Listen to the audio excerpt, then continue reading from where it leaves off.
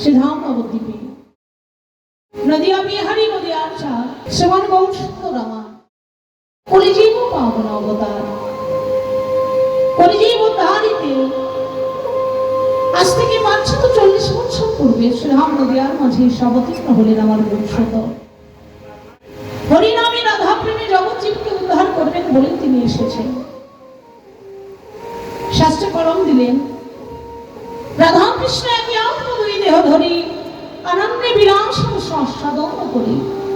সেই দুই এবে এক কলিতে চৈতন্য গোসায় লীলারস আস্বাদিতে হইল এক কোঠায়। না জানি আমাকে আছে কোন রস, ঠিক কোন কারণে, কোন উদ্দেশ্যে শ্রীমতী রাধারানী আমায় এত ভালোবাসে। শ্রীমতী রাধারানীর প্রেম কি, সেই প্রেমের মাধুর্য কি, কোন রস আস্বাদন করে শ্রীমতী রাধারানী আমায় এত ভালোবাসে।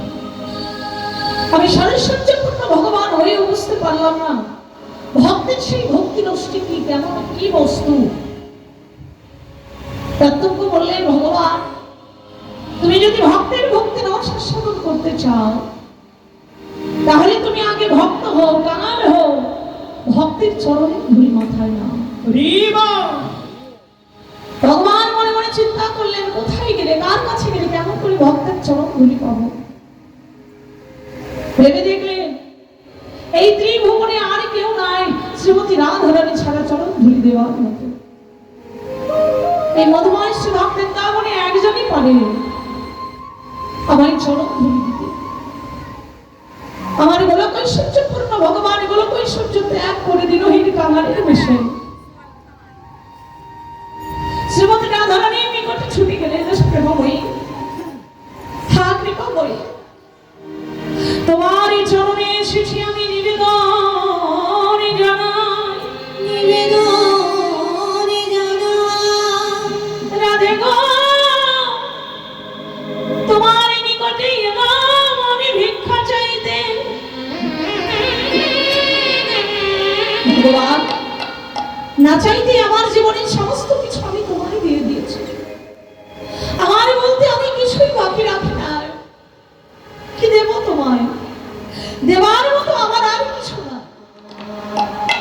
এই দেহ মন প্রাণ জীবন যৌবন আমার আমিত্ব বলতে যা কিছু সবই তো আমি তোমায় দিয়েছি।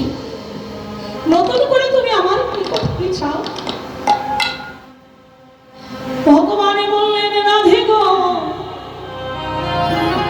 তুমি তো তোমার সকল কিছু আমায় দিয়েছ, তবে তিনটি বস্তু তুমি আমায় দাওনি। এক হলো তোমার ভাব মাধুর্য, আরেক তোমার প্রেম মাধুর্য, আরেক হলো তোমার ভক্তি মাধুর্য। রাধে গো এই তিনটি ধন তুমি আমায় দাও। তোমার ভাবে ভক্তি প্রেম নিজ অঙ্গে নয়, আমি আগত করি যুগে গৌর হব।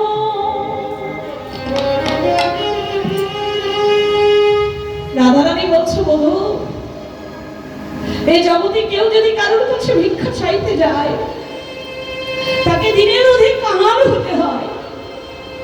তুমি তো সারসত্যপূর্ণ ভগবান, তোমার সারা অঙ্গে রত্ন মণি মুক্তায় পরিপূর্ণ, তোমার সারা অঙ্গে চাচল চিকুরি কেশ, নব সুন্দর বেশ, এহেন সুন্দর অপরূপ রূপে সুসজ্জিত হয়ে তুমি ভিক্ষা চাইলে তোমাকে কে ভিক্ষা দেবে। এই জগতে যদি কেউ কারোর কাছে ভিক্ষা চাইতে যায় তাহলে তাকে কাঙাল হতে হয়। কেননা আপনি যদি ওকালতি করতে যান তাহলে আপনাকে এই উকিলের বেশটাই করতে হবে। আপনি যদি পুলিশের চাকরি করতে যান তাহলে আপনাকে পুলিশের পোশাকটাই করতে হবে। এই ব্যতীত কেউ যদি পুলিশের পোশাক করে ওকালতি করতে যায় তাকে উকিল বলে কেউ মেনে নেবে না। আবার যদি কেউ ওকালতের পোশাক, উকিলের পোশাক পরে যদি কেউ কাউকে অ্যারেস্ট করতে যায় বা বিচার করতে যায় তাহলে কিন্তু তাকে কেউ মেনে নেবে না। তাহলে যার যেটা বেশ ওমা, এ সংসারে যদি কেউ কাঙাল হতে চায় তাহলে নানা মণিমুক্ত অলঙ্কার পরে পথে দাঁড়িয়ে কে তাকে ভিক্ষা দেবে? জয় রাধে। রাধারানী বলছে মধু হে, তুমি যদি ভিক্ষা চাইতে চাও তবে তুমি পথের কাঙাল হও। ভগবান বললেন রাধে গো, এই যুগে নয় তোমার ভাব কান্তি প্রেম নিজ অঙ্গে লয়ে তোমার প্রেমের ডালি আমার মাথায় লয়ে আগত কবি যুগে গৌর হব। কি করবো জানো? নদিয়ায় আমি কাঙালে বেশে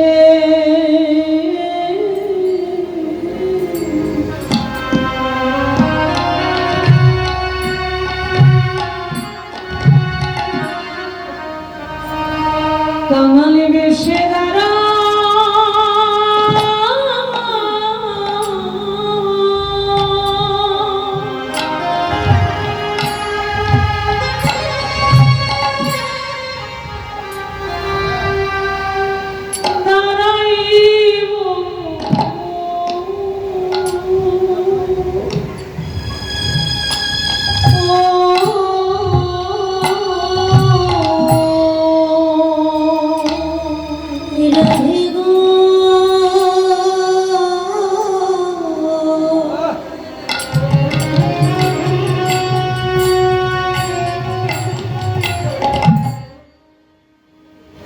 নদিয়ায় কাঙাল বেশে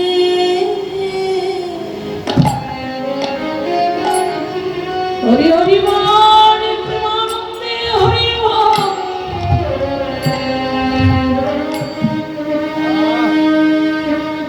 কাঙাল বেশে দাঁড়া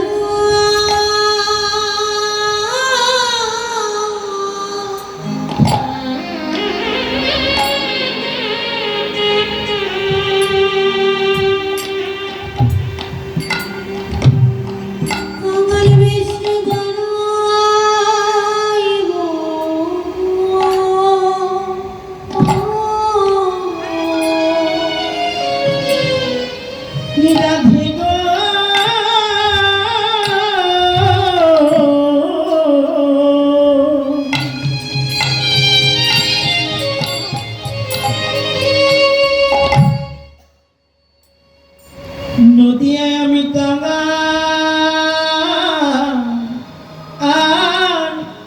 বেশে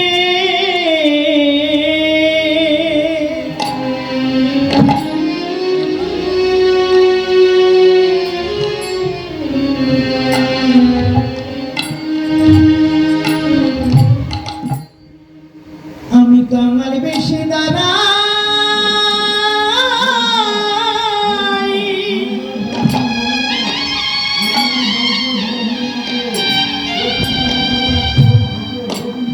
আমি দাঁড়াই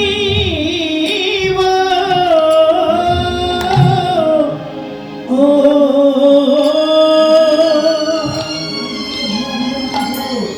রাধে তোমার প্রেমের ডালি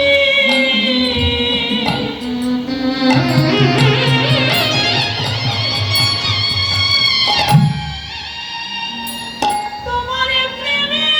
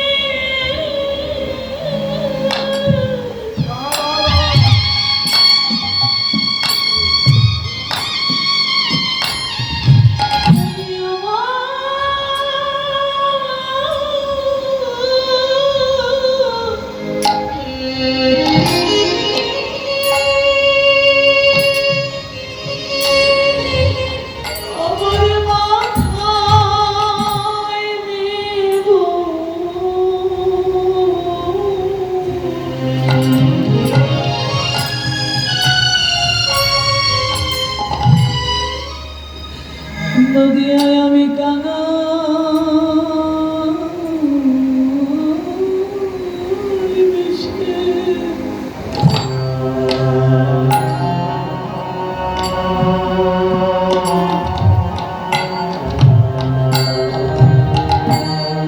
কাঙালে বেশে দাঁড়া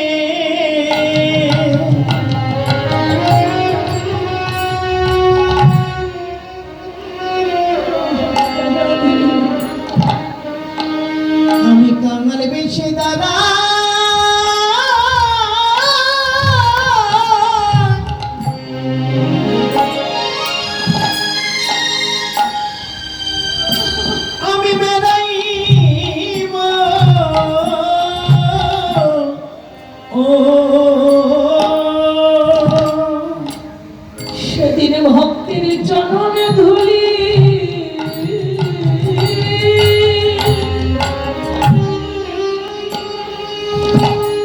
আমার গায়ে মাখিব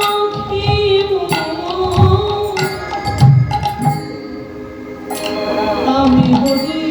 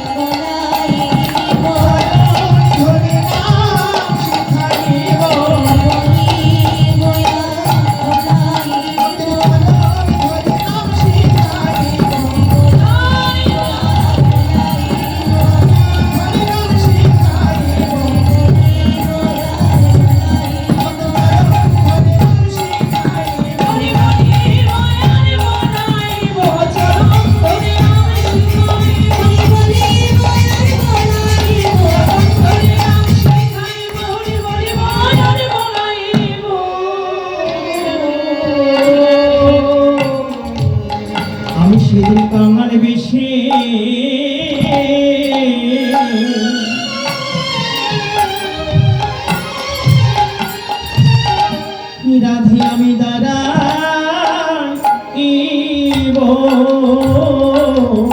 ও গো রাধে গো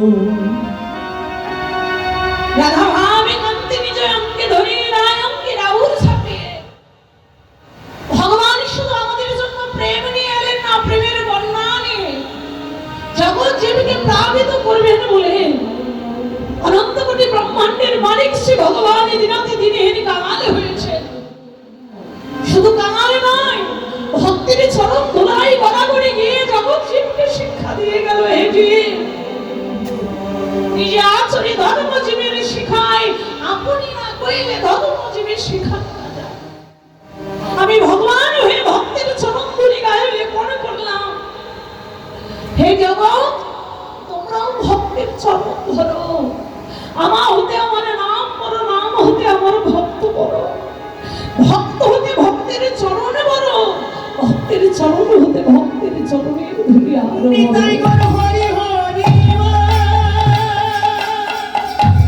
ধুলা নয়, ধুলি নয়, গোপী পদনে নয়, যেই ধুলি মেখেছিল নন্দের নন্দন গান ভগবান মেখেছিলেন। এই ধুলি মেখেছিলেন আমার ভগবান স্বয়ং। আহা, গৌরাঙ্গ সুন্দর মানছেন, শুধু তাই নয়, কলিতে গৌর রূপে নয়, ডাকরে ভগবান কৃষ্ণ রূপে ধুলি মেখেছিলেন।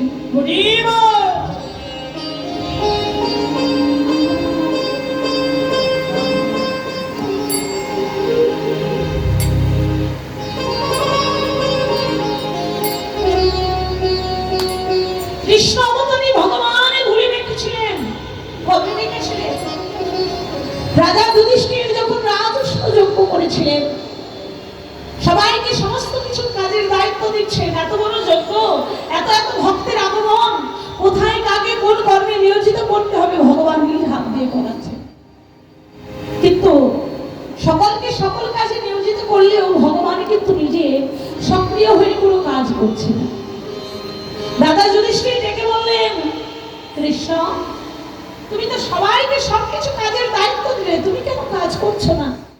তুমি কি কোনো কাজের দায়িত্ব নেবে না? ভগবান বললেন, দাদা আমিও কাজের দায়িত্ব নেব, আমিও কাজ করব, তবে যে কাজ কেউ কখনো কোনোদিন করতে চাই না সেই কাজ আমি ভগবান করব। ওই কাজ এই যজ্ঞের দাঁতে যত সাধুগুরু বৈষ্ণব আসবে, যত ভক্ত আসবে, সকল ভক্তের চরণ ধৌত করা বলি তাই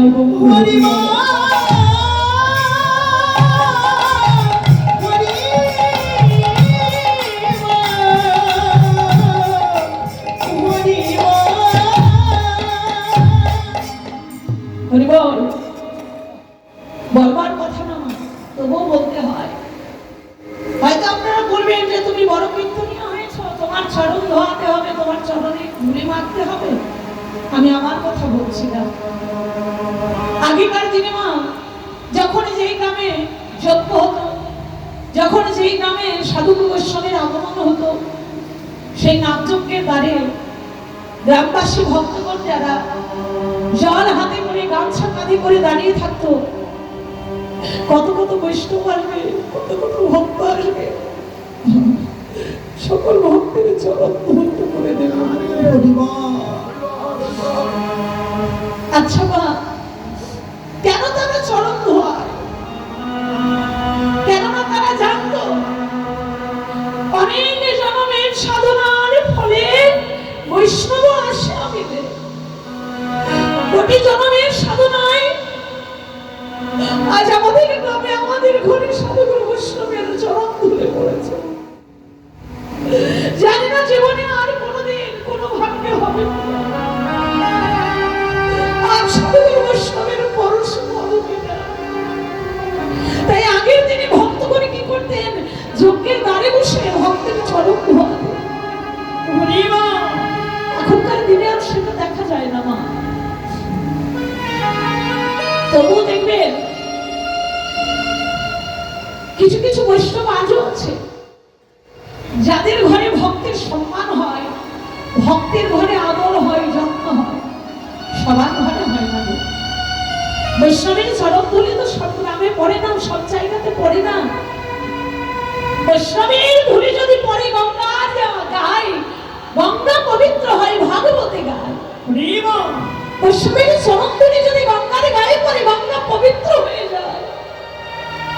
আজকে আপনাদের গ্রামে সাধুগুরু বৈষ্ণবের আগমন হয়েছে, কতদিনের কত জন্মের সৌভাগ্য পড়ে।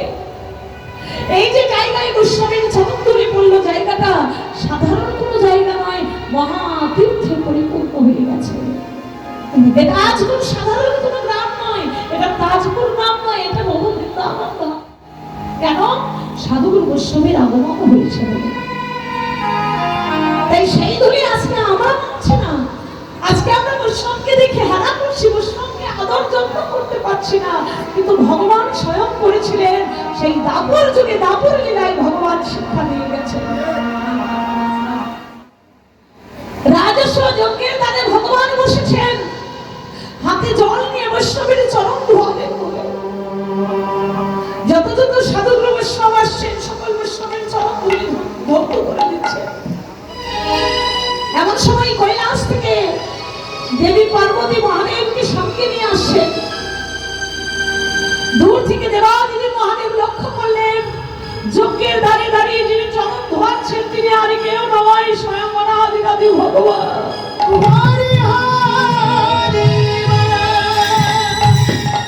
পার্বতী, পার্বতী তুমি যাও, আমি যেতে পারবো না।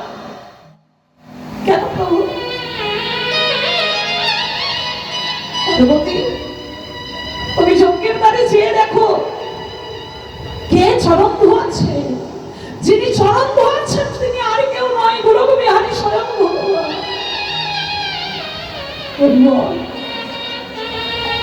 গুরুবিহারী ভগবান স্বয়ং চরণ ধোয়াচ্ছে।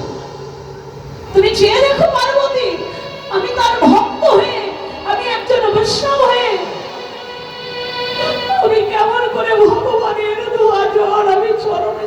সুতরাং আমি আমার ভগবানের হাত দিয়ে ধৌত করে জলে দিতে পারবো না।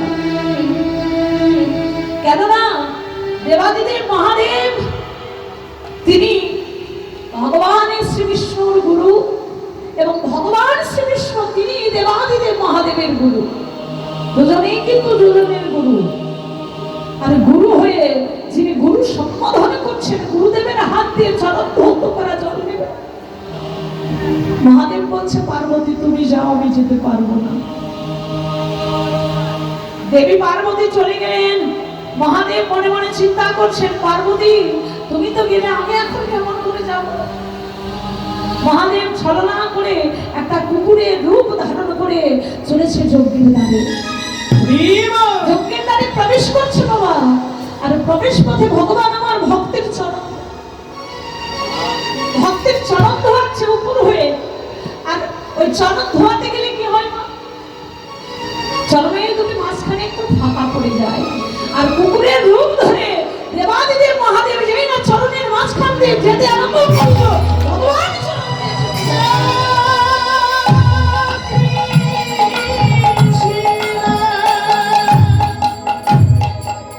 ভগবানই চেপে ধরেছে কুকুর রূপী মহাদেবকে।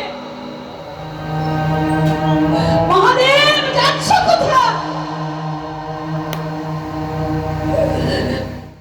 যিনি জগতের সেরা চতুর, তার কাছে চতুরানি করবে এমন চতুর কি জগতে আছে?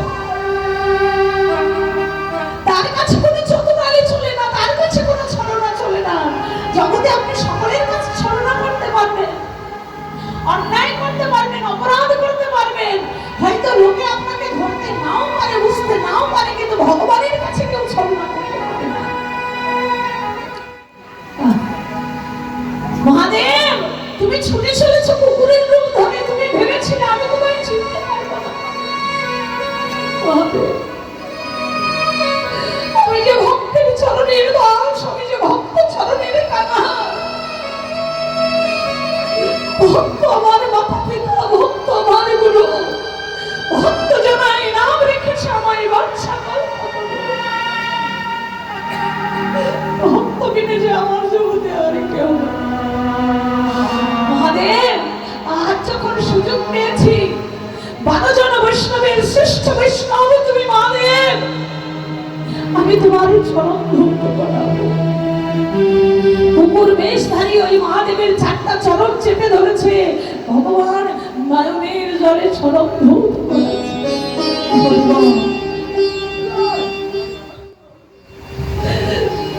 কুকুর রূপী মহাদেব নয়নের জলে কেঁদে বলেছে প্রভু গো,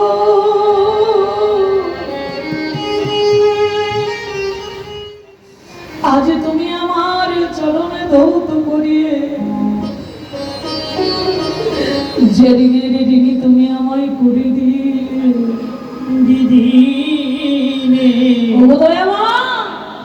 আজ নয়, তোমার সেই ঋণ আমি শোধ করব।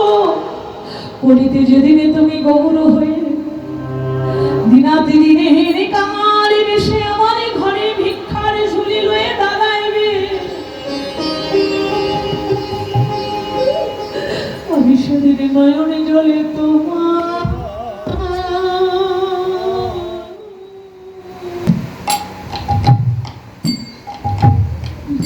চরণে ধোয়া।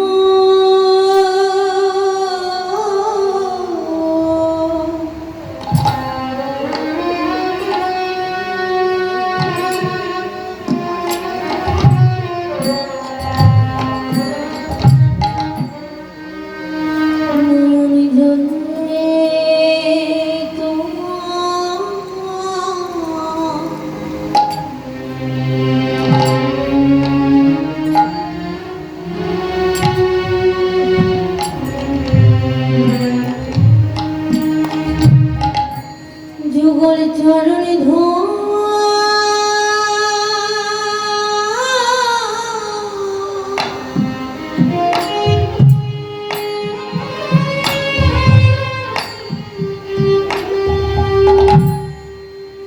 যুগল চরণে ধোয়াইব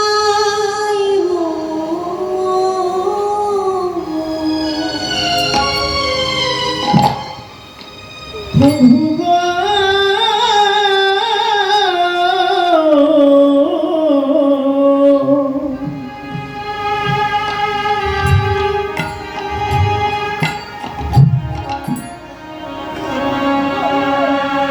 সেদিন নয়ন জলে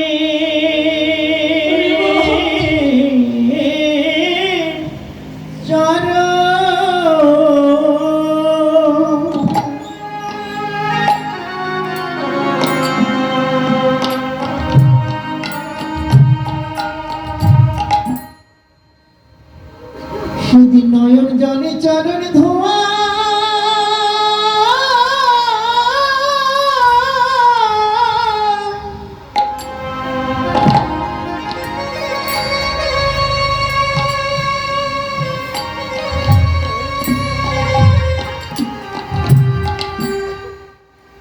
এই রাঙা চরণ ধোয়াইব ও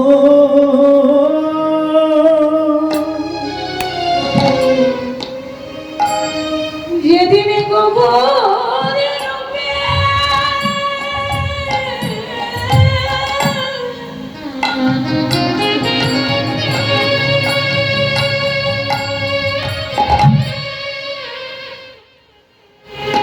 তুমি গোবর রূপে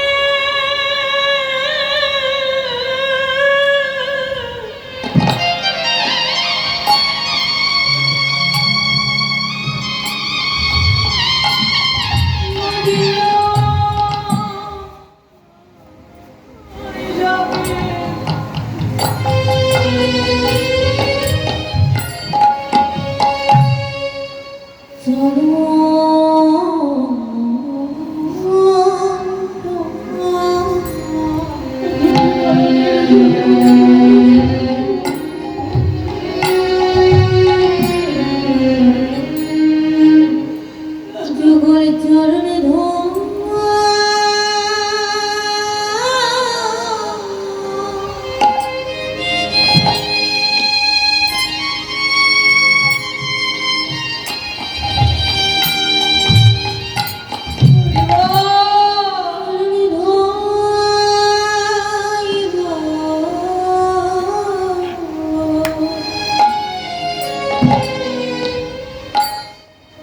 যেদিন গৌরবে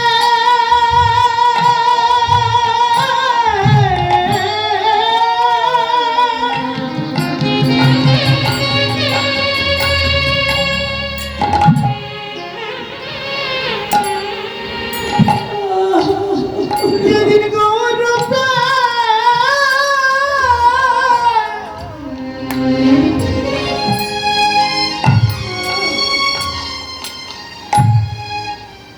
নদী দাঁড়ায় ইবে গো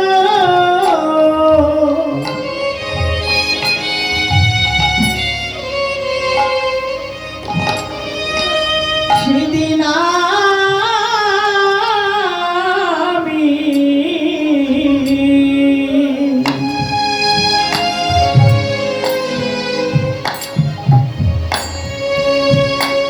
প্রভু তোমার যুগ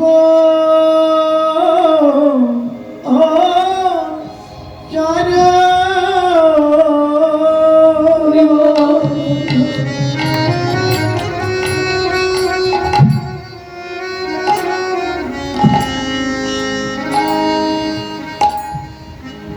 নয়ন জলে রাঙা চরণ ধোয়া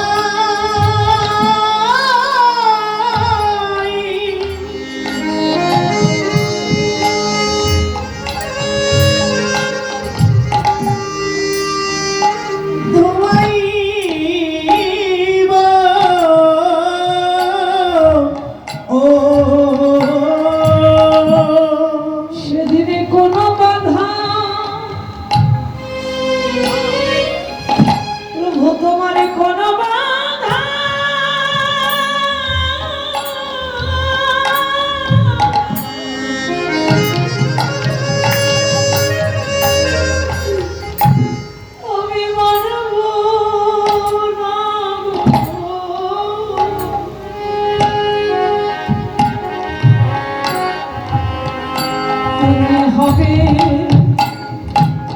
প্রভু আমি দাস আমার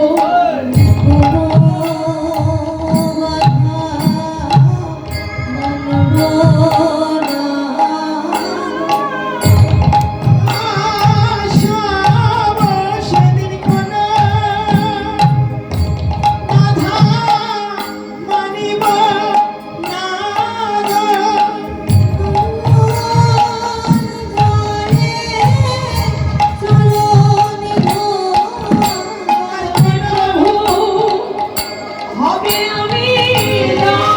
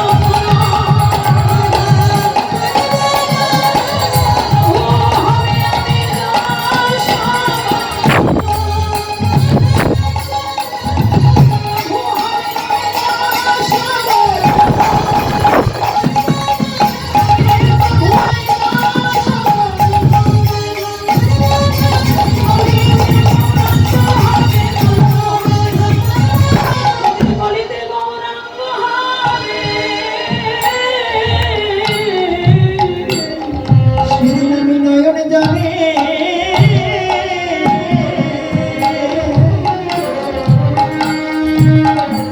ওই রাঙা চরণ ধোয়া কিবা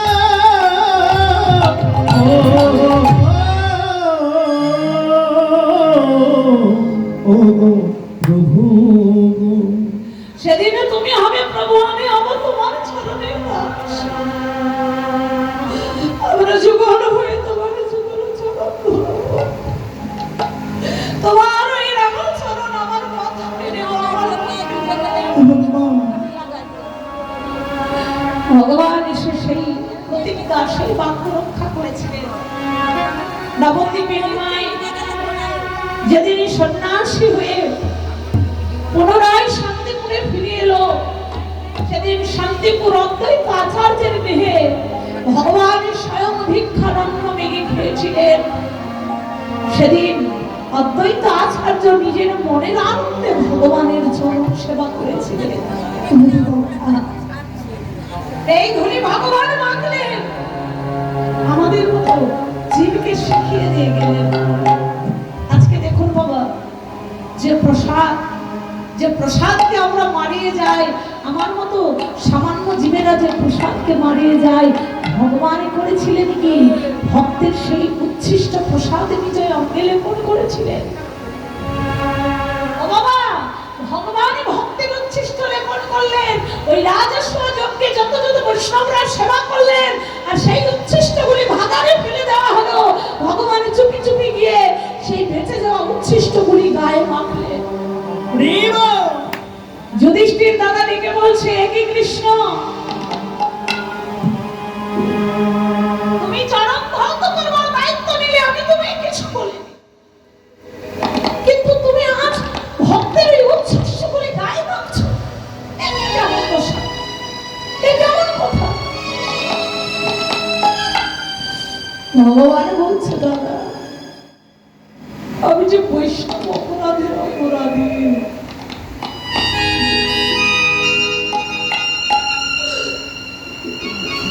আমি ভক্তকে বধ করেছি আমি বৈষ্ণবকে বধ করেছি আমি বৈষ্ণব অপরাধের অপরাধী। আচ্ছা কৃষ্ণ তুমি তো স্বয়ং ভগবান কেউ জানুক আর নাই জানুক আমি জানি তুমি স্বয়ং ভগবান। ভগবানের অপরাধ থাকে? ভগবান বললেন দাদা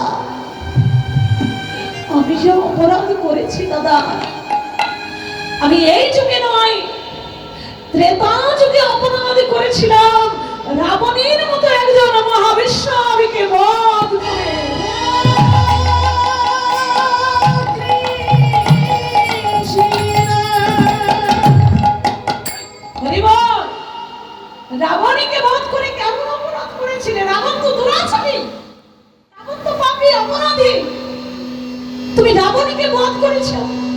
এতে অপরাধ কিসে? ভগবান বললেন দাদা তুমি জানো না, বাবা রাবণকে তারাই অপরাধী বলবে, তারাই অত্যাচারী বলবে, যারা কোনোদিন শাস্ত্র পড়েনি, যারা শাস্ত্র সম্পর্কে জানে না, যারা বৈষ্ণব সঙ্গ করেনি, ভক্ত সঙ্গ করেনি। রাবণ একজন প্রকৃতই বৈষ্ণব, তবে বৈষ্ণব চিনতে নাই ব্রহ্মণ শপথি। বৈষ্ণবকে সবাই চিনতে পারে না মা, শুধু মালা তিলক বেশভূষা করলেই সে যে বৈষ্ণব, সে বৈষ্ণব নয়। আসলে বৈষ্ণবত্ব থাকে ভক্তের অন্তরে, জীবের অন্তরে থাকে বৈষ্ণবত্ব। দেখবেন জগতে অনেক অনেক বৈষ্ণব আছে যারা চোখের জলে কৃষ্ণ বলে কাঁদে, কিন্তু জগৎ বুঝতে পারে না। আর তেমন একজন বৈষ্ণব ছিলেন রাবণ। বাইরেটা শক্ত নারকেলের মতো, নারকেলটা যেমন বাইরেটা বড় শক্ত, কিন্তু ভেতরটা যখন ভাঙা হয় বড় রসময়, রসে পরিপূর্ণ। তেমনি রাবণ আদি এই অসুরগণ, অসুরের মধ্যেও যে প্রেম রয়েছে ভগবানের প্রমাণ দিয়ে গেলেন। ত্রেতাযুগে যখন ভগবানের প্রভু রামচন্দ্র অকাল বোধনে পূজা করবে, মা শারদা দেবী দুর্গার পূজা আরাধনা করবেন, তখন তিনি কোন ব্রাহ্মণ পাচ্ছিলেন না। এমন কোন ব্রাহ্মণ, নিষ্ঠাবান সৎ ব্রাহ্মণ খুঁজে পাচ্ছিলেন না যাকে দিয়ে মা দুর্গার আরাধনা করাবেন। অবশেষে মা দুর্গা পূজার জন্য বিভীষণ ডেকে বললেন, প্রভু আমি একজনকে জানি, একজনকে চিনি, যার হাতে পূজা করলে তোমার পূজা পরিপূর্ণ হবে। বলো তো বিভীষণ, কার কথা বলছো? প্রভু আর কেউ নয়, তিনি হলেন আমার দাদা স্বয়ং রাবণ। তার মতো নিষ্ঠাবান ব্রাহ্মণ এই পৃথিবীতে আর কেউ নেই। ও দয়াময়ী, একবার কৃপা করুন। বাবা আপনি যদি জানতে পারেন যে আপনার কেউ ক্ষতি করার জন্য আপনাকে ডেকেছে, আপনার হাত দিয়ে আপনার ক্ষতি করাবে, আপনি সেই বাড়িতে যাবেন? তার কাছে যাবেন? রাবণ কত বড় বৈষ্ণব! ভগবান প্রভু রামচন্দ্র বললেন, বিভীষণ আমি রাবণকে বধ করার জন্য রাবণকে দিয়েই পূজা করবো, রাবণকে তাতে রাজি হবে? প্রভু তুমি আমার দাদাকে চেনো না, একবার গিয়েই দেখো। ভাই লক্ষণীকে সাজিয়ে দিয়েছে, ভাই তুই যা রাবণকে গিয়ে নিমন্ত্রণ পৌঁছে দিয়া। লক্ষণ বলছে, দাদা আমি যাব না, কেননা রাবণের ভয়, যার ভয়ে স্বর্গের বড় বড় দেব দেবতাগণ থরথর করে কাঁপে। এত বড় জ্ঞানী উনি, এত বড় শাস্ত্রজ্ঞ ছিলেন, এত অস্ত্রবিদ্যায় পারদর্শী ছিলেন, এত ক্ষমতাশালী ছিলেন যে তার ভয়ে স্বর্গের দেবতারাও কাঁপে। তাই এই রাবণের ঘরে নিমন্ত্রণ দিতে যাব আমি একজন শত্রু হয়ে? লক্ষান্তর ভয় নেই, তুই যা, তবে সাবধান, সঙ্গে কোনো অস্ত্র নিবি না। কেননা আমরা যদি জগতে কাউকে নিমন্ত্রণ করতে যাই, বাবা অস্ত্র সাথে নিয়ে যায় রাধে, তাহলে অস্ত্র সাথে না নিবি না, তুই এমনি এমনি চলে যা। রাবণের গৃহে গিয়েছে ভগবান।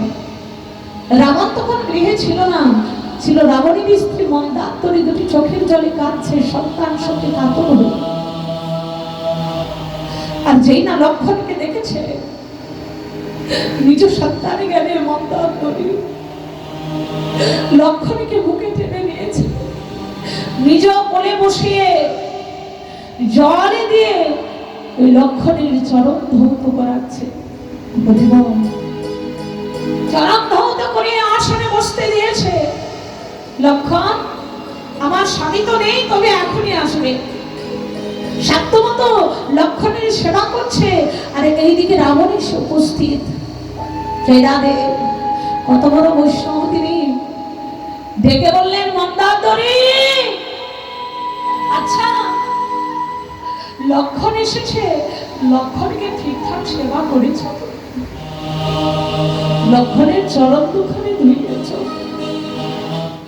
মন্দান্তরী বলছে, প্রভু আমি গঙ্গার জলে লক্ষণের চরণ দুখানা ধুইয়েছি। কেন কেন মন্দান্তরী, তোমার কি চোখের জলের অভাব ছিল? তোমার নয়নে জল ছিল না? তুমি নয়নের জলে লক্ষণের দুটি যুগলের চরণে কেন ধোয়ালে না?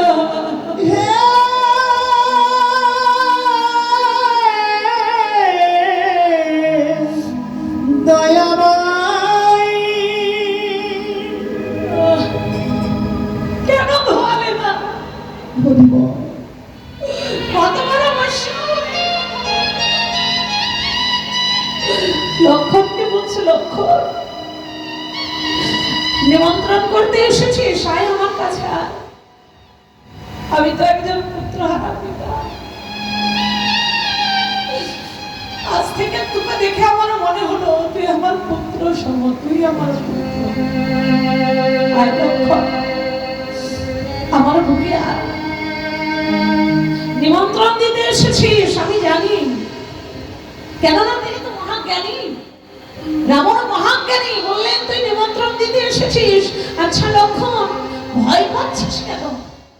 তুই আমায় নিমন্ত্রণ দিতে এসেছিস, তবে তোর কাছে ওই লুকিয়ে গোপন একটি অস্ত্র তুই সঙ্গে নিয়ে এসেছিস কেন? জয় রাধে।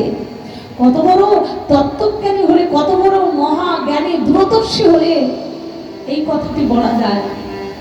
লক্ষণ কিন্তু নিজের কবরের মধ্যে লুকিয়ে একটা অস্ত্র নিয়েছে, একটা ছুরি নিয়েছিল, আর সেটা রাবণ জানতে পেরেছে। লক্ষণ, আমি তোকে কথা দিলাম, যা বাবা রামের ওই অকাল বোধন মা দুর্গা পূজায় আমি পৌরোহিত্য করবো। তাই বন্ধ করিব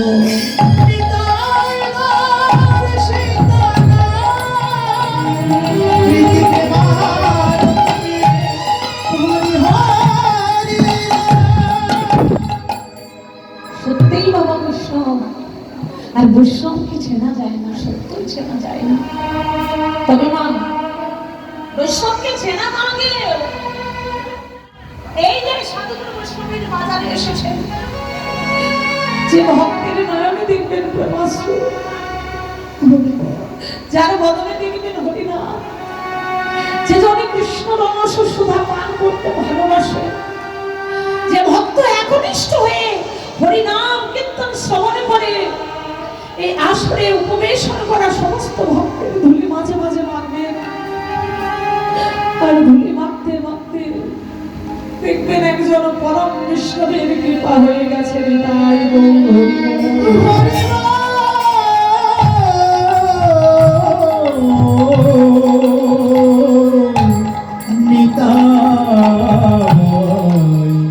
হরি হরি হো।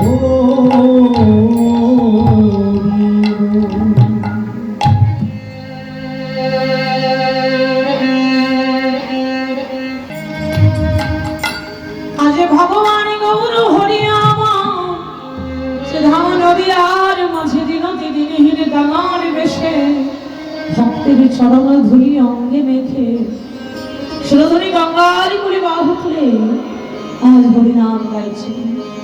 রাধে স্বভাব দর্শনে সকলীলা ভাবে এক প্রান্তে দাঁড়িয়ে বললেন, আগে মর আরে মর আমার গৌর কিশোর, রজনী বিলাস রসে গড়ায় আমার ভাবিতে, আমার ভাবিতে ভাবিতে বিহার। আরে কহইতে গদ গদ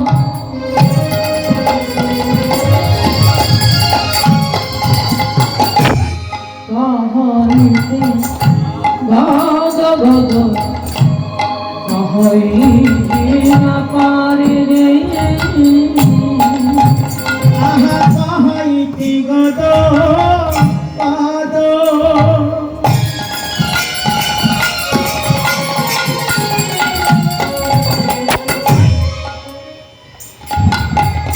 আর কহাইতে গদ গদ কহাই না পারে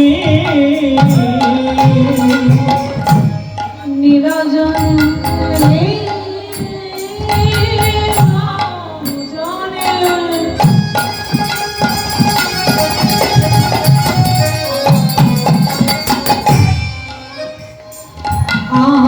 নিরজনে বসিয়া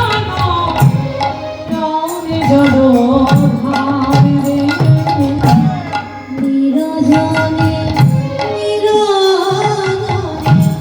নিরজনে বসে গড়া আলাপ ভারে আশায় দিল রে আশায় দিল রে নয়ন জলে গোরানা আশায় দিল রে নয়ন জলে গোরানা জগত জীবের লাগি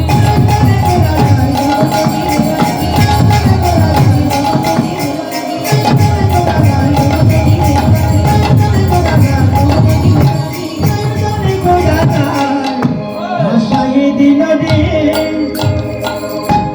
কহাইতে গদ গদ কহাই না পারে কহইতে গদগদ কহাই না পারে নিরজনে বসিয়া প্রভু নয়নে জলধার গতনিশীতে নামের মাধ্যমে রাসলীলা হয়েছে আর রাসবিলাসী গৌরহরে আমার গদাধরের সঙ্গ পেয়ে শ্রীমান স্বামীনারায়ণ আছে অরসে অবশ হয়েছে গদগদ কণ্ঠে ঘুমের ঘরে কিছু যেন বলতে চাইছে বলতে পারছে না বলে চোখের জলে কাঁদে কি বলতে চাইছে আমার গৌরহরে আমার রাম আমার রাম রাম রাম কিন্তু রাধার যে পূর্ণ শব্দটি তিনি উচ্চারণ করতে পারছেন না নিরজনে বসিয়া নয়নে জলধার প্রেমার রসে ধুলো ধুলো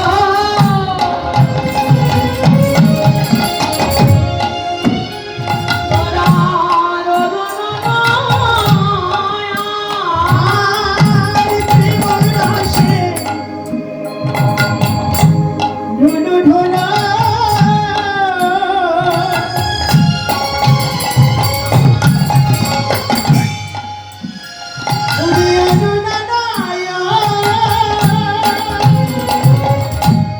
অহমিতে সরস নিরস আর কহইতে সরস বিরস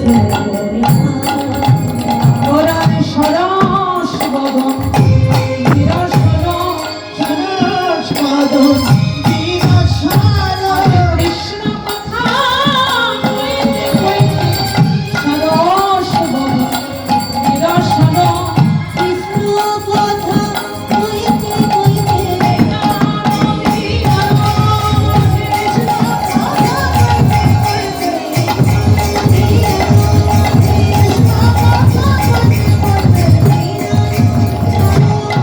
কৃষ্ণ কথা কইতে কইতে সরস পাদন বিরসার আরে গহইতে সরস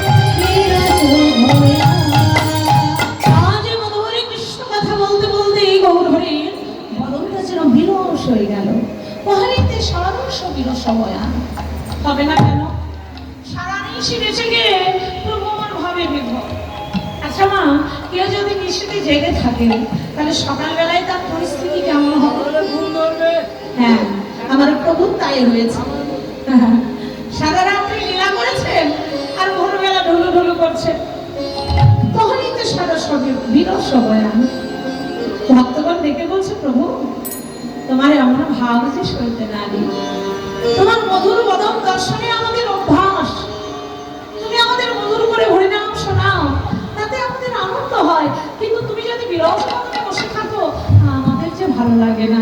দয়াময়, তুমি একবার কথা বলো, কি হয়েছে তোমার? আহা, কি আছে মনে কথা? মনে হয়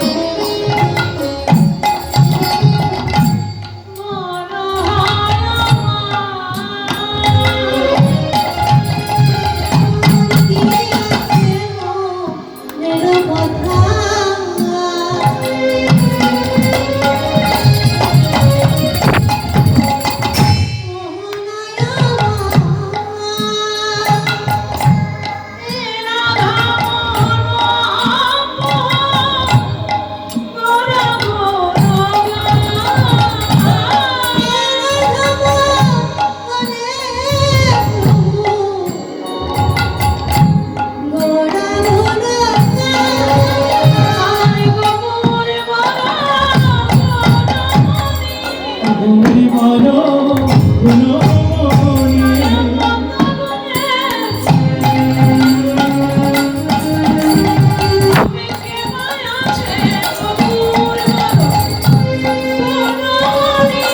আমার গুণী এ মায়া আছে আমার গুণী এ মায়া আছে আমার গুণী এ মায়া আছে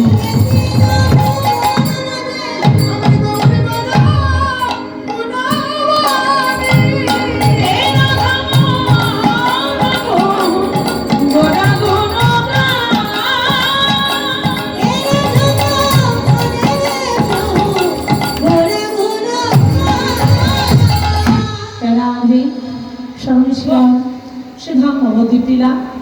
এই লীলাকে শুদ্ধ বৈষ্ণব হৃদয়ে বিশ্রাম